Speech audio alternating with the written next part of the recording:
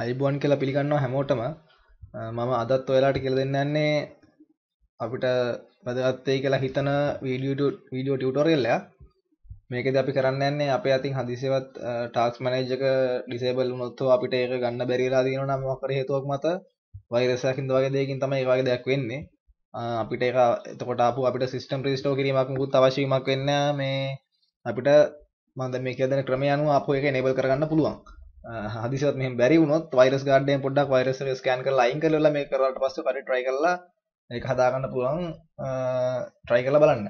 අපි දැන් බලමු කොහොමද ඒක කරන්න කියලා. දැන් මම කියන්න යන්නේ දැන් මම මෙතන සාමාන්‍යයෙන් task bar එක right click කරාට පස්සේ start task manager කියන එක එන්න ඕනේ. දැන් මගේ මෙතන ඇවිල්ලා නැහැ start task manager කියන එක click කරන්න බැරි විදිහට තමයි හැදලා තියෙන්නේ.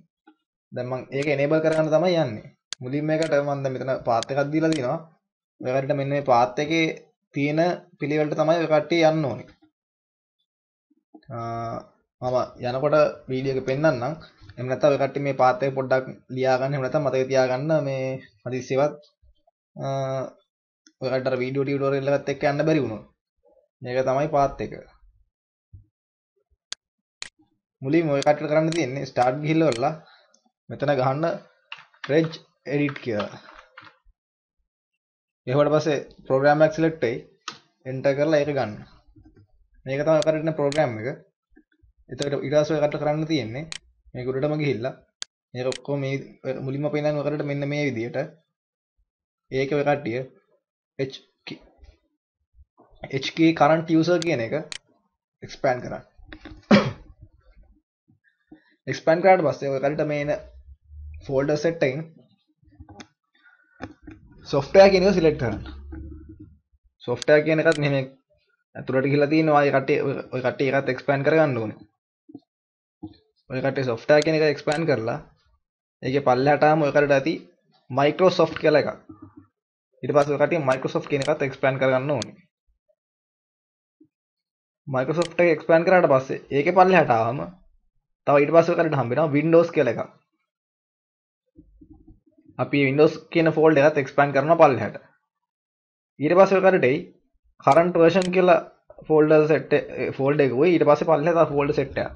ඒකෙන් ඔය කට්ටිය current version කියන folder එක ඇතුළට යන්න. current version කියන folder ඇතුළට ගියාට පස්සේ ඔය කට්ටිය පල්ලෙහාට ආවම තව folder set එකක් දකින්න තියෙනවා. ඔය කට්ටිය ඒකෙන් policies කියන එකට ගිහිල්ලා policies කියන එක expand කරන්න. මේ තියෙන folder එක policies එක expand කරාට පස්සේ එතන තියෙනවා system කියලා folder එකක්. folders 3ක් 4ක් ඇතුළේ ඇති. ඒකෙන් system කියන folder select කරන්න. එතකොට මෙතන මේ වගේ 3ක් ඔය කට්ටිය පෙන්නයි. 4ක්. හදිසියවත් මෙතන මේ disable task manager කියන MGR කියන එක නැති වුණොත් කරන්න ඕන විදිහ මම පස්සේ කියන්නම්. දැනට මම මේ නැති වෙලා මෙහෙම එකක් තියෙනවා නම් අරක යපහුව enable කරගන්න විදිහ තමයි මම දැන් මේ කියන්නේ. ඒක ඔය කට්ටිය double click කරන්න. double click කරලා open කරාට පස්සේ ඔය කට්ටියට මෙහෙම window එකක් එයි. මේ value එක set 1 වෙලා තියෙනවා නම් ඒ කියන්නේ ඔය කට්ටිය මේක disable වෙලා තියෙන්නේ. ඔය කට්ටිය අපෝ ඒක enable කරන්න නම් මේක 0 කරන්න.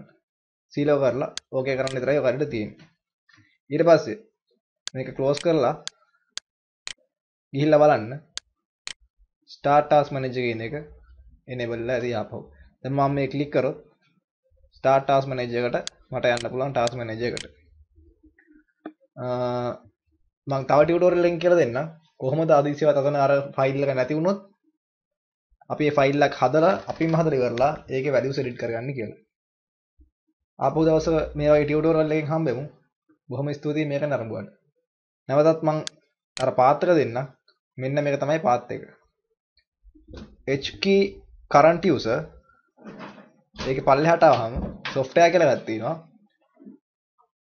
අන්නේ software කියන folder එක expand කරාම Microsoft කියලා folder එකක් තියෙනවා. මේ Microsoft කියන folder එක expand කරාට පස්සේ Windows කියලා folder එකට යන්න. ඒ Windows කියන folder එකෙන් current version එක select කරලා current version කියන folder ඇතුලේ policies කියන folder ඇතුලට යන්න. ඒකවල folders 3ක් තියෙයි. ඒ තුනෙන් system කියන folder එක expand කරාට පස්සේ දකුණු අත පැත්තේ window එකේ ඔය කට්ටියට files 4ක් වැටේ. ඒ හතරෙන් ඔය කට්ටිය disable task mgr කියන ෆයිල් එක double click කරලා open කරලා එතන value එක 1 තියෙනවා නම් ඒ කියන්නේ ඔය කට්ටිය දැන් disable වෙලා තියෙන්නේ. ඒක value එක select කරලා 0 කරලා okay කරලා machine එකේ ඔය කට්ටිය බලන්න task manager වැඩ කරනවද නැද්ද කියලා. බොහොම ස්තුතියි වීඩියෝ ටියුටෝරියල් එක ලැබුණා.